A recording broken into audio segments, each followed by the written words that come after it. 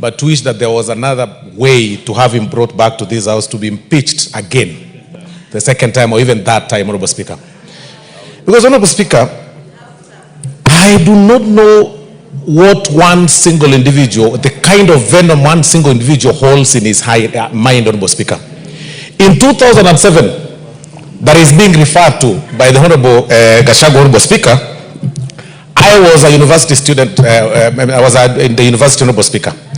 But at the time that the skirmishes were happening, Honorable Speaker, I was in Molo as a rider, as a border rider, Honorable Speaker.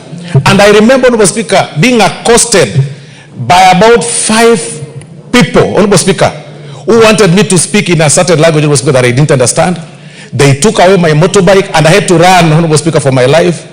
I found myself, Honorable Speaker, in a petrol tanker that I didn't know then where it was going, only to find myself, Honorable Speaker, in Lunga Road, industrial area, Honorable Speaker.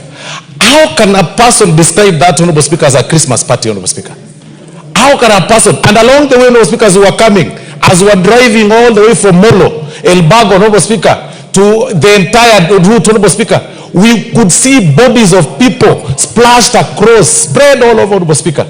When a person stands, Honorable Speaker, and speaks in such kind of a language and says that, you know, 2027, if this and this does not happen, and anytime the guy speaks, Honorable Speaker, his description is only about him.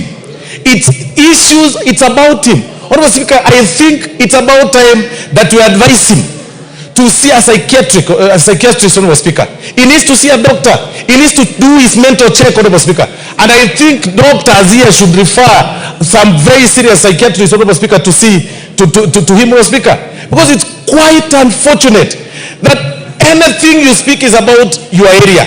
Anything you speak is about your village. Honorable Speaker, that is a disease I refer to, villagitis. That when you wake up, the only place you love is one village. When you speak about one area. When you wake up, you speak, even the meetings hall is from one village, Honorable Speaker. How selfish can an individual be? That any person that does not subscribe to your line of thought is an enemy. Your particular line of thought, be it artists who are working hard for themselves, be it politicians who are, you know, engaged in political associations across, those are your enemies. How selfish can one individual be? From your family, from your home, you are selfish. Where you take over everything that belongs to the late brother's family, Honorable Speaker, because taking advantage of the position that you had.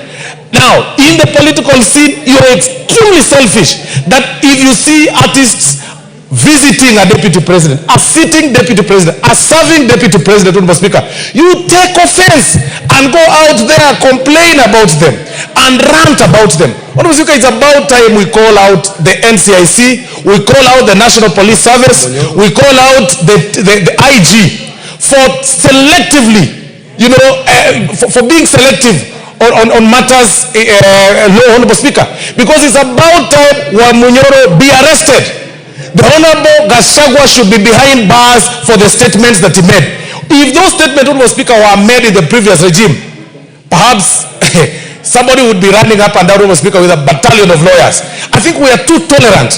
I believe even the independent bodies in the Constitution are becoming too tolerant, and they are going to affect this country. I mean, that you are being summoned by a body, a constitutional body, then you refer them through a lawyer, then you know, and tell them, you know, I can't attend, you are this and this. And then when you get arrested, you say it's political persecution. Regarding Gachagua, it should be a state guest, Honorable Speaker, latest this weekend. That is a state guest. It should be charged. It should be charged for incitement. It should be charged for, under the NCIC laws, Honorable Speaker. It should be charged, Honorable Speaker, it shouldn't be allowed to run up and down, Honorable Speaker, talking venom and spitting venom and calling everybody all kind of names, Honorable Speaker. These dramas, Honorable Speaker, must come to an end, especially now that you're heading to the election, Honorable Speaker. I beg to support Honorable Judet. Thank you very much.